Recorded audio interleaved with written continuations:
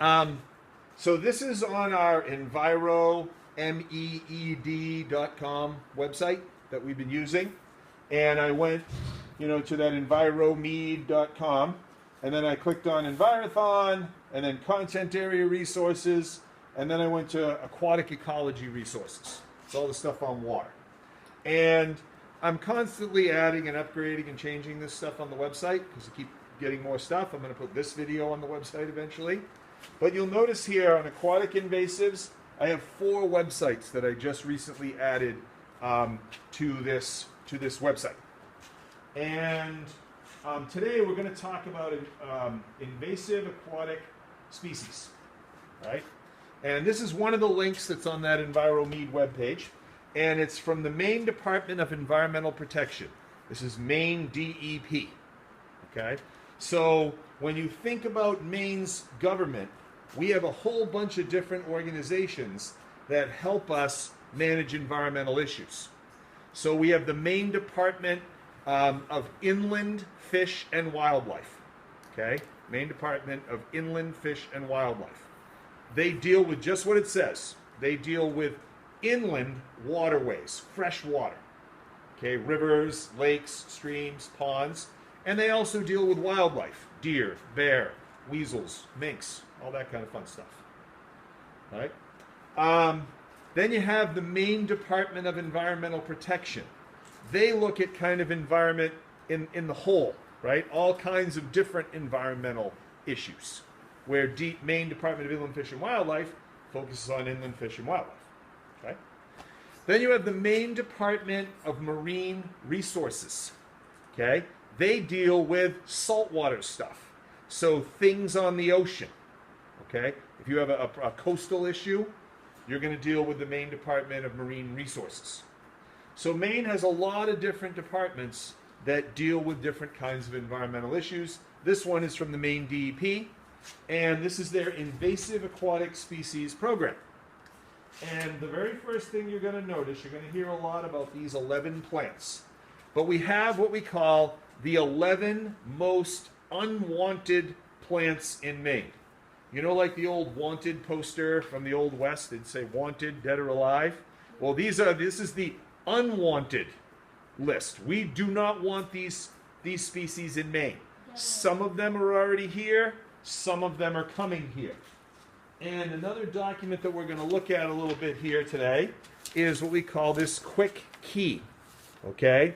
And this is printed on waterproof paper, and you can use the quick key to, it's actually kind of a backwards key. The key is really designed to help you rule out if something is an invasive species.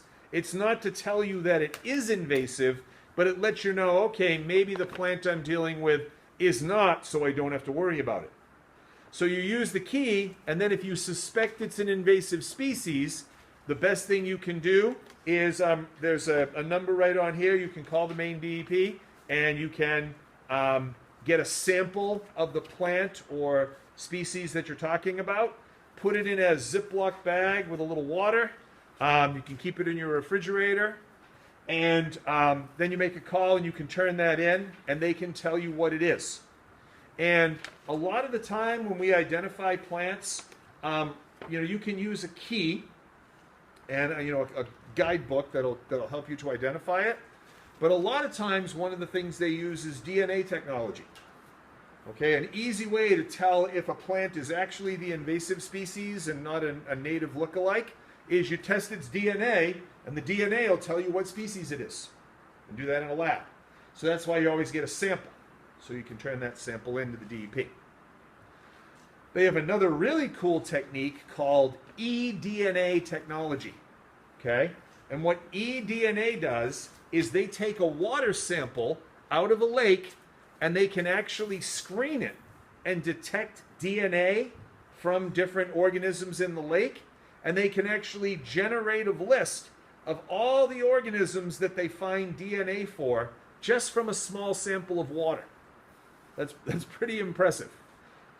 It's very similar, you probably heard about this, but with COVID-19, have you heard that they've been testing municipal sewer systems for the virus? because if somebody is COVID positive, it's going to be in their feces. So they can actually test the water in septic systems and determine if there's COVID in the community and how widespread it is. Now, it's not going to tell you what person has the COVID, obviously, but it'll tell you if it's there, right? They do the same thing for lake water. They can take lake water, and with eDNA technology, they can assess and determine, is our invasive species here present? Do you have a question, Sophie? Yeah, are plants like as genetic as people? Like if you have a parent plant, is it like if a seed were to come off the plant and reproduce, then would it be like as a copy of the parent plant as it is like with people? Plants can reproduce sexually and asexually. Okay. So when plants reproduce sexually, you have pollen, right? And then you have a flower that has an egg in it. And so like in the spring, when a tree gives off pollen, and some people have allergies to pollen, the pollen is the plant sperm that fertilizes the egg, and you get a cross between two parent plants that give you an offspring plant. So yes, plants can also reproduce asexually, okay? Some of these plants, like milfoils, a tiny sprig of milfoil, just a few inches long, if it breaks off and falls to the bottom of a lake, it can regenerate roots, regenerate itself, and grow a whole new plant and infest the lake. So these invasive plants, they're really, really dangerous because they reproduce really effectively. And that's another characteristic of invasive species. Invasive species have the ability to reproduce efficiently, and they can reproduce, they have reproductive strategies that allow them to kind of take over and be a real problem. So does that answer your question? It's a good question. So far, so good? Okay, now, there are 11 plants up here on this little grid on the website, and I'm just going to kind of give you a quick tour of them, and then we'll talk about them more in detail. This one here is called Brazilian Elodia. Okay? Anybody know how Brazilian Alodia came to Maine? Not how, but you can probably guess from where. It came from Brazil, right? Brazilian Alodia, it says. Yeah, whoop. Scrolling through, sorry. I'm trying to bring it up. Brazilian Alodia right down here. Yeah, why would Brazilian Alodia come in Maine? Where did it come from? Brendan? Would it come through like fish and like transportation or like cargo? Sometimes invasive species come with cargo from another country. In the Great Lakes, we're going to talk a little later about this, but they have zebra mussels. Zebra mussels actually came in the ballast water of these giant cargo ships. You may have heard of the giant cargo carrier that's stuck in the Suez Canal right now, and it's messing up global shipping tremendously. These giant cargo ships, when they're not full of cargo, they float a lot higher. So they take in water for ballast so that they can sail without all the cargo in them. And that ballast water, sometimes they can pick up a species, bring it to a new place, and that's how a lot of the invasives that we see up in the Great Lakes area got there, was through cargo. Yeah. Sometimes it's through those evil aquarium owners. And I'm looking at you, Brendan, because I know you know what I'm talking. Brendan's a big aquarium owner. Yeah. But Brazilian Alodia, very easy to grow, very, very popular with aquarium people. And that's probably the main, the way an invasive species moves around, we call it a vector. Okay, a vector is the way it gets distributed. So Brazilian Alodia, probably one of the good vectors for this one is the fact that it was through aquariums. Yep. Do you ever have Elodia in your aquariums, Brendan? I have saltwater tanks. Oh, so you wouldn't have Brazilian Alodia. Okay, so there's Brazilian Alodia. Oh. I'm just trying to scroll one at a time, and my mouse is too sensitive. There we go. This next one is called Yellow Floating Heart. And the leaves have a heart shape to them. The name kind of gives away how to identify it. Big heart-shaped leaf. It has a yellow flower, and it floats. It is not rooted to the bottom of the water. Okay? There really aren't floating plants that are not rooted to the bottom in Maine. So if you find a plant that's just floating around and doesn't have a root system that attaches to the bottom, you want to be really suspicious. And if it's got heart-shaped leaves and if it's got a yellow flower, you really want to be suspicious of that one. You probably have yellow floating heart. Pardon me. So like, if you find one of those in like a lake or a pond and it's super big, does that mean it probably all stems off of one shoot? It depends on the plant, but sometimes one plant can be very, very large. Yeah. So if You know with like pothos plants, you can propagate them and then like replant them in Uh-huh. water. So like, that's asexual reproduction, like we talked about before. could they like theoretically survive just in the water with their roots continuously growing without like putting in soil? And then wouldn't that classify them as like kind of like one of these plants? I'm sorry, say that again. If you took like a pothos and you had it in water and the roots were growing, could you just like leave it and would it like attach to the bottom? Like if you were to put it like in a lake, What kind of a plant are we talking about? pothos, What's that? pothos, It's a house plant. yeah. Oh. Kind of like a vine plant. Yeah. Yep. I don't know. One thing about plants is you can propagate them in water for a while, but they don't like to live their whole life that way. So eventually, sometimes they need to go back into soil. But a lot of our invasive species are the vector for them is humans, right? We're the ones moving the invasive species around, whether it be through aquariums or shipping containers. You know, we're the problem. Okay. All right, this next one, whoops, is curly-leafed pondweed, and it looks exactly the way it sounds. It has a nice curly leaf to it.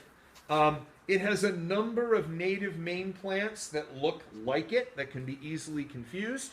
So the best thing if you suspect you have curly leaf pondweed, again, take a sample of it, and then we can call somebody and try and figure out what it is. I don't think that one's on here. These ones. I feel like that one that's What's that on there now, I feel like Oh, yep. we used that when we made our little ecosystems in 6th grade. Like Mhm. we used the 2-liter bottle. Well, I hope you didn't use this one because this is Eurasian Milfoil. This is one of the worst we have this in Maine. It's already here, mostly in southern Maine lakes. And I gave you a document that kind of shows you where some of the infestations in our state are. There's a little handout on that. But yeah, this is a bad one. My uncle lives in Massachusetts, and I pretty much learned how to swim and grew up at his house because he lives right on a lake. And their lake is full of milfoil, and the milfoil grows so tall, it grows taller than the lake is deep. So if you can imagine swimming in a lake where the weeds are so long, they're laying down on the surface of the water. Yeah, I saw ponds Big like that problem. in Massachusetts. And what they've actually done in his lake to combat the problem, in the winter, in the late fall, I should say, they have a dam at the end of the lake. They draw the lake way down. And they expose the bottom to cold winter, the snow, the ice of winter.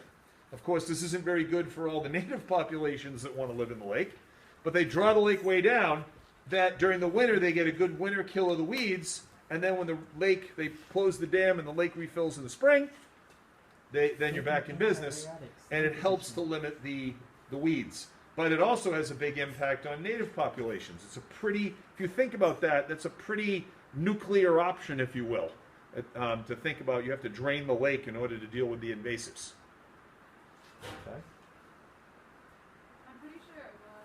There's something like that we put it on. Because I can remember her saying, I don't know if I want to let you take it on." There's a lot of treatment options for plants, and all of them are really expensive and difficult. Hand removal, they actually go down with a big, it's a big vacuum tube, and they pull the plants out and they put it in the vacuum tube, divers in full scuba gear, and the plants go up the vacuum tube and get filtered out. Really expensive and really takes a long time to do. You can use herbicides. Okay? Well, herbicides aren't super species specific. So you may wipe out a whole lot of plants that you don't want to wipe out. Right? And then there's draining the lake. These are all the best thing about invasives is prevention. If you can prevent the thing from getting in the first place, that's the best option. Okay. So this one here is called fan wart, and the leaves make these fan-like shapes. This one here is Hydrilla. We have this plant in Maine. It's already in some of our lakes. This one is Parrot Feather.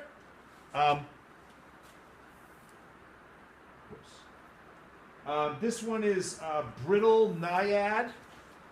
It's also called Brittle Water Nymph. It is a very thin, fine plant. And this is also in my uncle's lake down in Massachusetts as well. And this one is called Water Chestnut. It has these heavily serrated, triangular leaves. Water Chestnut. And is that all 11? Did you get variable leaf milfoil? Yes. Variable leaf milfoil. So there's Eurasian milfoil and variable leaf milfoil. And the hard thing about milfoils is we have a lot of native milfoils in Maine, so they're very, very easy to confuse. So knowing the difference is really important. So the next thing I want to talk about is how do we look at invasive species? And this isn't just, what I'm going to show you right now is not just true about aquatic invasives. It's true about all invasives, land-based ones. So the first and most important thing in dealing with invasive species is prevention. Okay? If you keep the invasive out of the water or out of the place where it's going to grow, if you don't let it get established in the first place, that's the best way to go. Once it's established, it becomes really, really expensive to deal with. So prevention should be the #1 priority in any invasive species management program. Okay? And prevention includes a few steps. One of the big things you need to do with prevention is have programs for public awareness. Let people know about invasive species so they're looking for them and they're not spreading them. I just happened to have registered my boat. Okay? This is my boat registration for 2021. Okay? And I'll pass this around, but you'll notice on the registration sticker, there's a little symbol right here, and it says, Stop Aquatic Hitchhikers. Preserve Maine Waters. Okay? And a few years ago, a number of years ago, they introduced a new program. When you register your boat, any power boat in Maine needs to be registered. No matter how big your motor is, if you have a motor on a boat, it has to have a registration sticker on it. And in addition to my registration fee for registering my boat, I also have to pay a fee for preserving, they call it the milfoil sticker. It's really about preventing invasive species, but every power boat in the state, when you register the boat, you're paying money to help prevent and monitor and deal with invasive species. Okay? So it's really come down to putting a fee on the boat owners to help manage invasive species in Maine. That's one of the big ways that we've dealt with it. Okay? And right there, making somebody pay a fee, you've already created awareness. Oh, I'm paying extra money because I got to deal with these invasive species. Okay? And a lot of this goes into education programs. For example, we have courtesy boat inspections. Okay? If you're 16 years old or older, you can get a job in the summer inspecting boats at a local lake.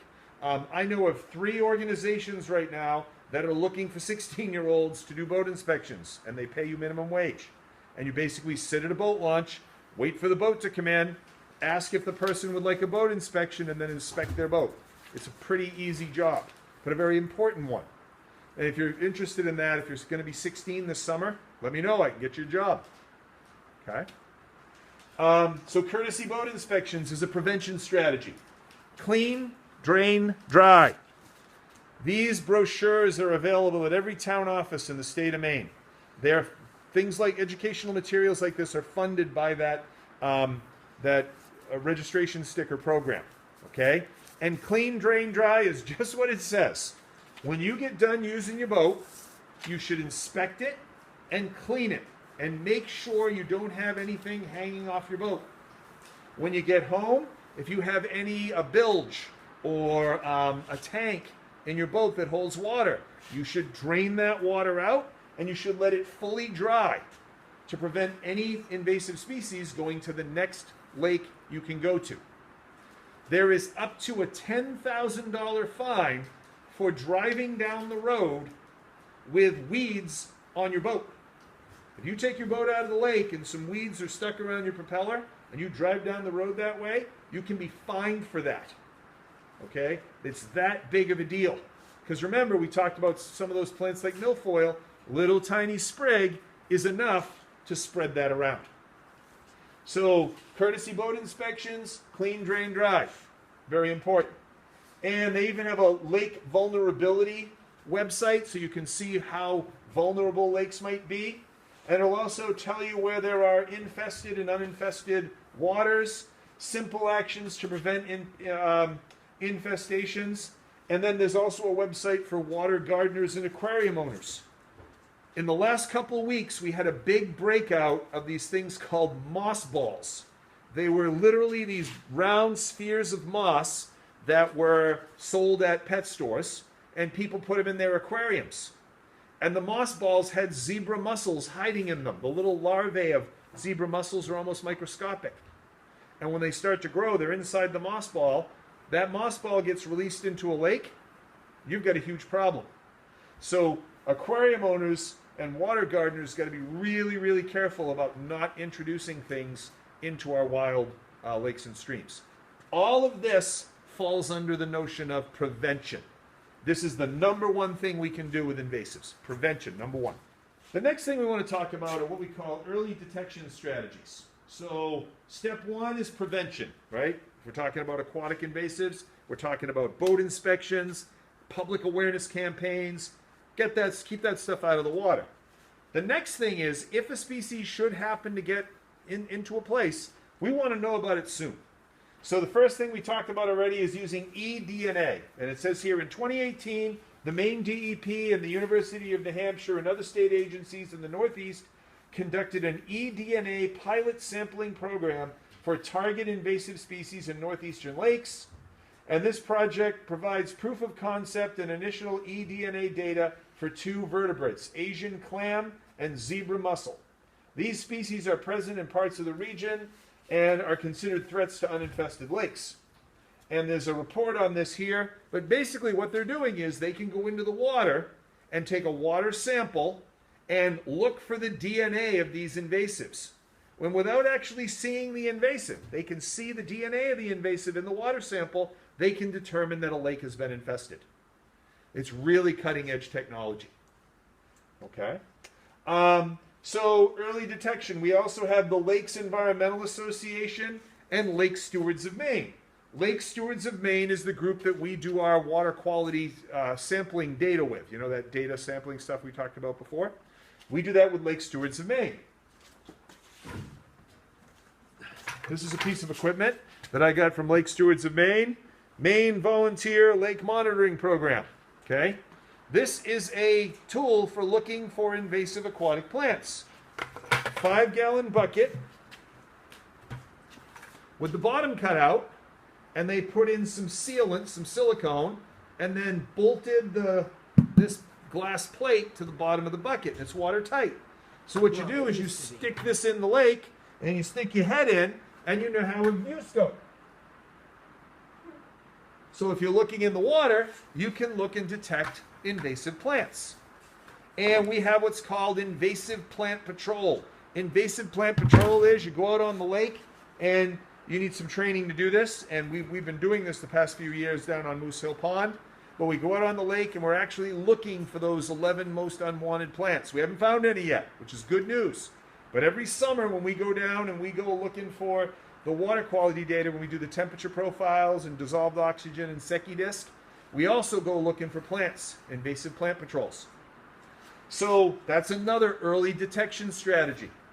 The place that we look at in our lake at Moose Hill Pond, we look near where the boat launch is. We really look hard there because chances are, if an infestation is going to happen, it's going to start by the boat launch. That's where people are coming in and out. And it's probably going to be brought in by people. Okay? So we really focus on some of those important areas where people are associated with the water. But early detection, really, really important. Okay? So eDNA and then monitoring programs like the one that we're going to do in the summer. Hope you guys come this summer and do some of that. Then we have control. So think of this as a system for dealing with invasives.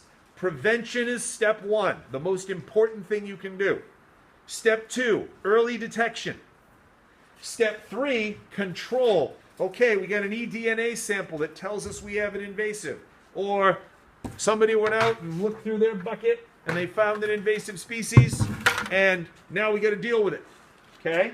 So we have an interactive map of infestations. Okay? And we have aquatic herbicides that we could use on plants. I told you about my uncle's lake in Massachusetts. They drain the lake every winter to kill the invasive species. Control measures can be really extreme and really harmful to aquatic ecosystems. So when you get to this point, this is going to be big money, very, very expensive. And that's why early detection is so critical. If you detect the infestation early, then it costs less for control, right? If you only have a few plants near the boat launch, you can have a team of divers go in and maybe remove those, and problem solved. But once those plants establish themselves throughout a lake, you're in trouble. It's going to be almost impossible to get rid of these things. Okay? All this costs money. That's why we have grants and other information. So think about the system, right? Prevention is number 1. It's the cheapest and most effective thing we can do. That's why they hire people to inspect boats at boat launches. Because compared to controlling, paying people to inspect boats is a lot cheaper than herbiciding entire lakes. Right? So prevention, early detection, control, those are your things here. And it's all right here on the webpage, right? Prevention, early detection, control. And again, anytime you're registering your boat in Maine, you're actually paying, some of that money is going into a program for preserving Maine lakes and preventing infestations. Another link in the Enviro MEED website will take you to this Maine field guide to invasive aquatic plants. Okay? And he has a print copy of it, and if you become an invasive plant patroller, you can get a copy of this book. I think And for land. the good thing about this book is not only does it help you to identify the invasive species have red tabs in it, but it also gives you ways to identify common lookalikes. Okay? So the green ones, obviously, green means go, those are okay. So this will help you to determine whether or not you have invasives or not. And then it talks about how to conduct surveys and how we do all that.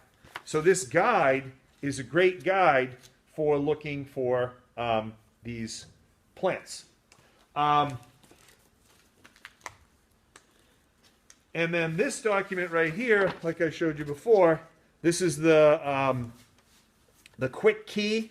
Many times on Envirothon, they'll give you a plant sample and they'll ask you to use the quick key to determine if you think it's invasive and then determine what it is. Okay? And the key is pretty straightforward, and I will try to put a link to this on the Enviro MEED website as well.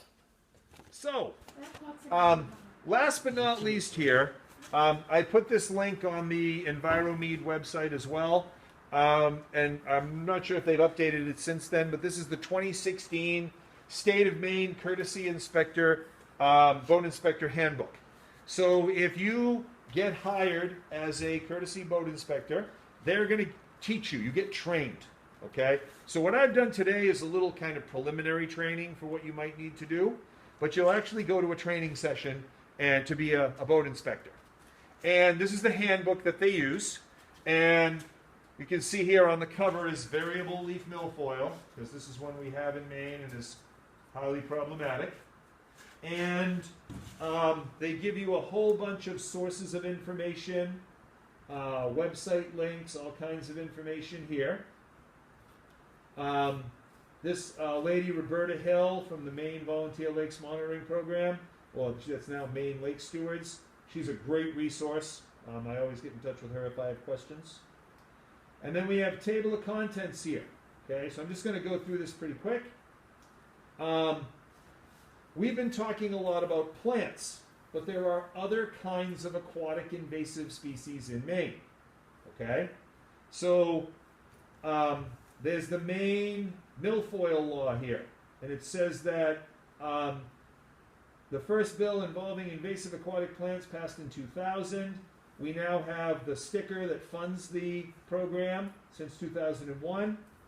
And, oh, looks like I might have misquoted the fine here earlier. It is illegal to transport any aquatic plant, native or non-native, on the outside of a vehicle, boat, trailer, or equipment. Violations may result in fines up to $500 and $2,500 for subsequent violations. Launching a boat carrying invasive aquatic plants can carry serious fines from $500 to $5,000. So you really need to be inspecting boats and inspecting your own boat so you don't get fined. Okay? It's a big problem. Also, we have some invasive fish. The two big ones that we talk about a lot is the black crappie. Okay? It's a small, they call it a panfish. It's a warm water species. And the black crappie is very, very invasive. And the other big one is the northern pike.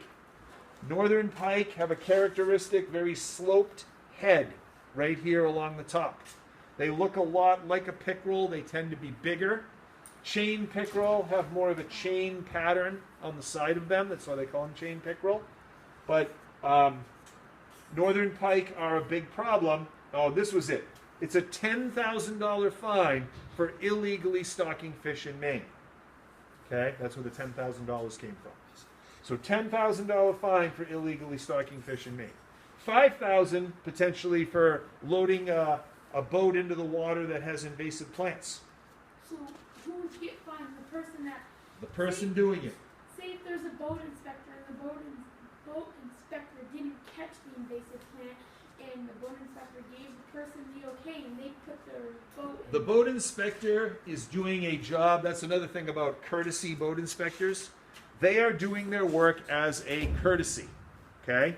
So first of all, when somebody comes to a boat launch, if you're a courtesy boat inspector, you ask them for permission to inspect their boat. If they tell you no, you don't inspect the boat. You do not have a right to inspect somebody's boat. So you get paid to do it then, right?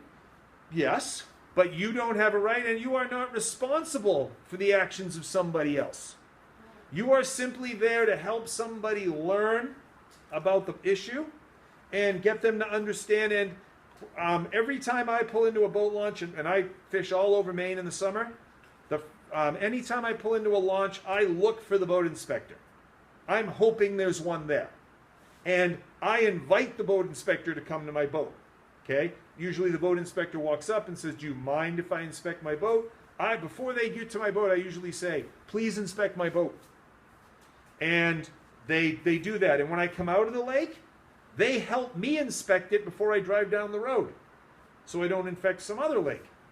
So it's on both ends. Inspect going in, inspect going out. But it's a courtesy, Brendan. So it's the inspector is you're not a police officer. You're not in charge of any of these fines, right? These are things that a police officer would do. Okay? Now, if you were a boat inspector and you saw a person and you saw what looked like milfoil hanging off their propeller and they were about to put the boat in, I'd be calling somebody. The police. If I was a 16-year-old boat inspector, I'd probably call the person who's in charge of the boat inspection program at my lake and ask them what to do and let them do what they needed to do. Would you But want I would to, call someone immediately and say, hey, there's a problem here. Would you want to let the boat owner know? I would explain in the most polite and kind terms that we have a lake that doesn't have an invasive species, and you have a plant hanging off your boat, and you could infect this entire lake if you put that boat in there with that plant on there. Plus the fine. And there are fines if you do that, but again, you're not in charge of that, right? Your job is just there to be as a courtesy. You're there to be helpful. Right. Yes. Are those people on every like public boat launch? Because I haven't ever come across one. I'm shocked. Where do you put your boat in, Sophie? I don't have a boat, Okay. but like I've gone like a Long Pond and there's never one there. Long Pond and Round Pond do not have courtesy boat inspectors. Wilson Lake, all summer long. If you go down into the 30-mile watershed, which is Cobbessy and Anabeesacook, where Leah's family is, you have boat inspectors at boat launches down there? Yep. What Leah about sees in them. Chicago? I don't think. And actually, Leah, Leah's I got an email from the people at that watershed that are looking for boat inspectors this summer. Yeah. So if you're interested in that, I'm not 16. when you turn 16, we'll get you a job. Yeah. What about Androscoggin Lake? I may have seen one there Yeah, I've once or seen them twice. there. But The other thing is there's not a boat inspector at the launch from sunrise to sunset. Boat inspectors typically pick, because of funding, they can only fund so much of them. They're there at busy times of the day and busy times of the week. So you're more likely to see one on Saturday morning than you are on Monday morning. Okay? It's not like Or we have Monday someone evening. living at the boat launch. Doesn't work that way. I bet Monday evening is if Okay. you had to work. as a boat So it inspector for describes Monday here in the manual what's an ideal inspection. How do you approach the boater? You're going to be polite. You're going to be nice. Remember, it's a courtesy, right? How to break the ice. They're all going to train you on all this stuff. Where and what to inspect, okay? So if you're doing a boat inspection, motor shaft and propeller is a really important place because weeds get stuck on here all the time, and sometimes they're really hard to get off. I've actually had to remove my propeller when I got home to get some weeds that were down inside of it. Or sometimes you have to do it at the boat launch, right? On the trailer, they call these the bunks. Some trailers have bunks that the boat slides on. Some have rollers. Bunks and rollers. The axle of the trailer down underneath. You got to get down and look up underneath. Okay? Notice this guy's kind of wiping his boat down. The live well, fishing gear, the bilge, where water comes in the back of the boat. Anchors and anchor lines. Anything that goes in the water should be inspected. Okay? It's a bit of a process. And you really need to pay attention to it. And the courtesy boat inspector's job is to try and train boaters to do this for themselves. So every time I leave a lake, I do this with my boat. Okay? This is the checklist. I know it's turned sideways, but this is the checklist that the inspector fills out with each boat. And you write down the registration number of the boat and all the information that goes along with it. And it has an inspection form. It tells you how to convert to military time. You all know how to do military time? Yeah. Anybody not know how to do military time? So, from midnight to noon, it's exactly like regular time. Okay? 1 o'clock in the afternoon is 1,300 hours. So from noon to midnight, you add 12 to what the regular time is. So 3 o'clock in the afternoon would be 1,500 1,500 hours. hours. So it's really So- just a 24-hour. It's a 24-hour clock. So you count to 24. Instead of going 12 and then 12 again, you go from 0 to 12, and then from 12 you keep counting to 24. And they even have So Sophie, marks set and up only for Sophie, each mark is 2. 6:30. 6:30 would be 1,900. No, 1,950. No, it would be 1830. 18:30. Add 12. Okay. Just add 12. Okay. 9:30. Add 12. Wait, you have to say the PM or the AM as well. I'm obviously doing the PM ones. Right. Quiz me now. My brain's not. I'll do it one more time. AM is just normal time. PM, add 12 to the time, and that's the military time. Yeah. So if it's 9:30 p.m., what's 9:30 plus 12? It's 21:30. You got it. Okay. It's that easy. And we always use military time whenever we do any kind of scientific measurement to eliminate the confusion with AM and PM. Okay. Then it talks to you about plant fragments, what to do with them, and it gives you some of them to look for. And really, boat inspecting is not about identifying plants.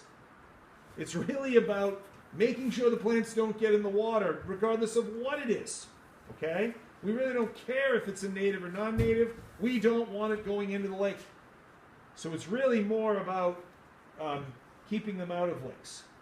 Why don't Okay. you want native species getting Um, into your lake? Even native species can cause problems when they're introduced to other bodies of water. One of the reasons why you can't dump your bait bucket, we went ice fishing, Owen, and I told you that it's illegal to introduce fish into Maine. In fact, it's a $10,000 fine, we just learned. The reason for that is some of those fish may be carrying diseases. So even those bait fish, even though they might already be in the lake, you could be introducing a disease you don't even know about. Right. So there's lots of good reasons for not moving species around. Right. Like the reason we don't move firewood around is we don't want to transfer the invasive bugs like emerald ash borer around the state. They give you a nice free yellow t-shirt too to be a boat inspector. So like, what about when people buy wood off people and they bring it to their house? You don't want to transport it more than 50 miles from where it was cut. Yep, firewood should remain in a 50-mile radius to prevent transfer of invasives. Here are some other invasives to watch out for. I said there was more than plants. Oh, I went. Chinese mystery snails. They're in Breton's Pond. They're in Clearwater Lake. They're area lakes all around us. Okay. If the snail is bigger than a golf ball, it's a Chinese mystery snail. It's not it's invasive. There are no native snails in Maine the size of a golf ball. And these guys are typically bigger than golf balls. They're big and nasty. They're edible. And they actually believe they came to Maine. They were brought by people that were eating them. They're nasty. Have you I- tried eating uh, them? No, Are they in your lake? they're in my lake. The Yep. dogs bring them up and then they knock them open and it's like a dead animal. Yep, they're really I went- nasty. I went. They're Like idiots. I went somewhere to remove them once. I went by. In Clearwater Lake and Industry up by Farmington, they have a Chinese mystery snail catching derby. And they have kids go out with snorkels and catch as many of the things, and they have prizes for the person who gets the most snails. Maybe we'll do that derby next summer. That'd be fun. Zebra mussels and quagga mussels. We talked about these. These are the ones that were in the moss balls that were in some aquariums. Really, really problematic. Okay? And in fact, they will just literally take over. When we went up to Peterborough, Ontario for the Envirothon a number of years ago, there was a river that came right through the middle of the campus. You actually walked over a bridge to get back and forth to the two sides of campus. And we went swimming in the river, and you had to be really careful getting in and out of the water because the zebra mussels were on the concrete embankment, and their shells were very, very sharp. They will plug up the pipes of pump stations and whatnot. They'll just grow inside the pipes and block them right up. They're like freshwater invasive barnacles. And actually, there's another problem which doesn't seem like a problem at first, but they filter the water so well that they actually remove a lot of the plankton and algae, Oh, that's and the not good. Secchi disc readings actually get better. The Secchi disc, the water becomes more clear because they've removed all of that plankton and algae from the water. So you're like, oh wow, well that's a good thing, right? I have cleaner water. The problem is you just shut off the bottom of the food chain for all your native species. Because think of all the other critters that depend on that algae and plankton for survival up the food chain. So on the one hand, they can actually clear the water. They can actually make it too clean, and that will starve your native species. We can never win. You can't. So, do they actually use that as a way to diagnose zebra mussels? Like, if you haven't actually seen them, Yes. but you see that your SecuDisc reading is getting Usually strangely you're going to see them way before that, Owen, because Sure. if they get to the point where they're cleaning the water up, you're going to know they're there, Sure. right? But that is an idea. If you notice all of a sudden your SecuDisc readings are getting really good, there's probably a reason. This is really cool. They started doing courtesy boat inspections in 2001. This is the number of inspections over that 15-year period from 01 to 2015. That's a lot of inspections. 87,000. Now it's up over 100,000 inspections. I wonder So what it that's is good. Now, does compared every to- boat get inspected? No. No, but it's making a chunk. Okay,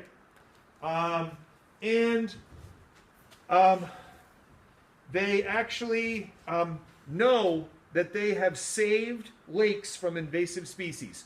Courtesy boat inspectors have actually stopped boats with invasives on them from launching in Maine water bodies.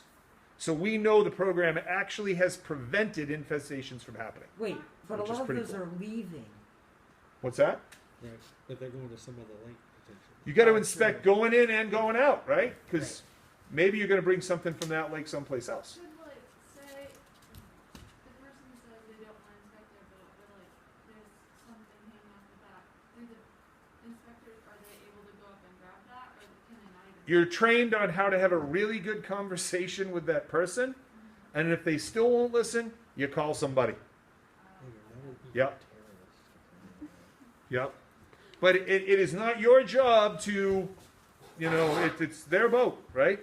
So it's not your job to do anything with their boat. It's your job to educate, right? And provide them with that courtesy inspection. So that's courtesy boat inspecting.